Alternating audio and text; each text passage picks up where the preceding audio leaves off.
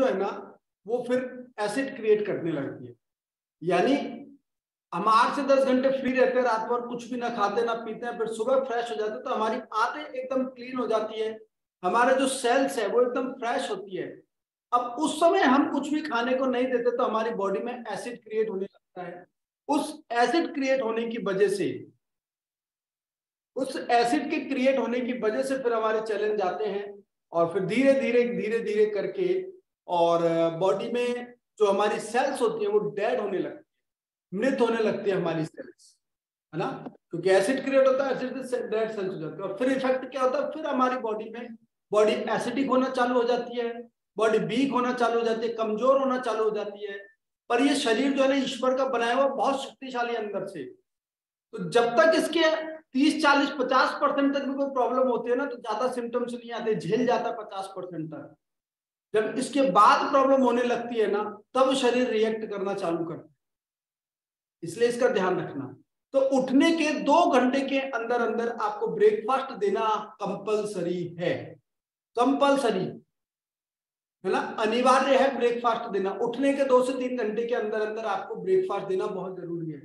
इसलिए आपने देखा होगा डाइट चार्ट में हम बोलते हैं कि आप उठ के फ्रेश हो गए, थोड़ा घूम लिए, थोड़ा काम कर लिए, तो 5 बादाम और 1 अखरोट कुछ खा लीजिए। जनरली बादाम वगैरह का बोलते हैं हम, इसलिए बोलते हैं कि पेट एकदम एम्प्टी नहीं होना चाहिए, बिल्कुल खाली नहीं होना चाहिए पेट, है ना, ये प्रैक्टिकल है। अब ब्रेकफास्ट में जो हम लेते हैं, ब्रेकफास्ट कैसा होना चाहिए, ब्रेकफास्ट हमारा होना चाहिए, हमारी बॉडी को 60 gram protein minimum per day चाहिए। तो 3 मील में हम पूरे करते हैं, ब्रेकफास्ट लंच और डिनर में, है ना, 60 ग्राम प्रोटीन पर डे चाहिए जो हम पूरा करते हैं 3 मील में, ब्रेकफास्ट लंच और डिनर।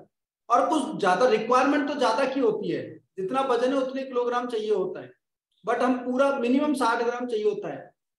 तो जनरली हमारा जो खाना है, डिनर में कोई मतलब प्रोटीन नहीं होता, लंच में भी कोई विशेष प्रोटीन नहीं होता हमारे पास, ले दे करके ब्रेकफास्ट बचा।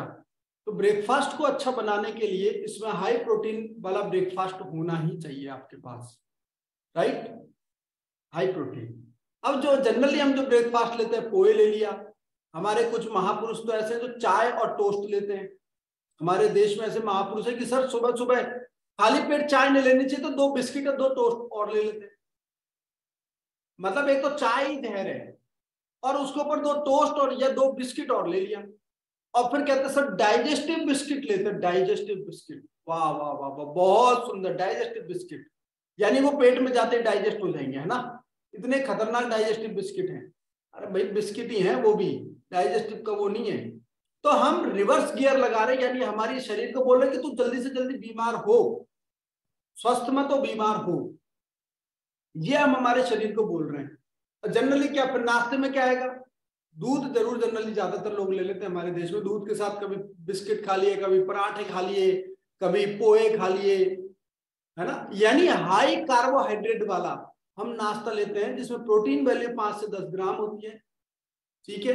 हाँ, आजकल कुछ लोग स्प्राउट्स वाला नाश्ता लेने लगे हैं, तो स्प्राउट थोड़ा सा जाता है, 10 से 12 ग्राम प्रोटीन ही स्प्राउट्स वाले उसमें जा पाता है, ठीक है। और कैलोरी इनटेक हमारी बॉडी में बढ़ जाता है, 400 से 500 कैलोरी तक हमारे ब्रेकफास्ट में चली जाती है। और हमारी महिलाएं, माताएं, बहनें, ब्रेकफास्ट क्या होता है वो जानते नहीं है, चाय से 12 बजे तक बना देते हैं। इसलिए माताओं बहनों को 30 साल के बाद आप देखिएगा एसिड की प्रॉब्लम होती है ना, कमर दर्द होने लग जाता है, हार्मोनल डिसबैलेंस होने लग जाते हैं, शरीर टूटने लग जाता है, ये प्रॉब्लम जनरली होती है, पेट लटक जाता है, सीजरियन की नौबत आ जाती है जब यदि ऐसा कुछ चल रहा है, तो ये सब आते हैं। इसलिए ब्रेकफास्ट का बहुत बड़ा रोल है ना। अब नेक्स्ट यानी मंडे को हम इस पॉइंट पे बात करेंगे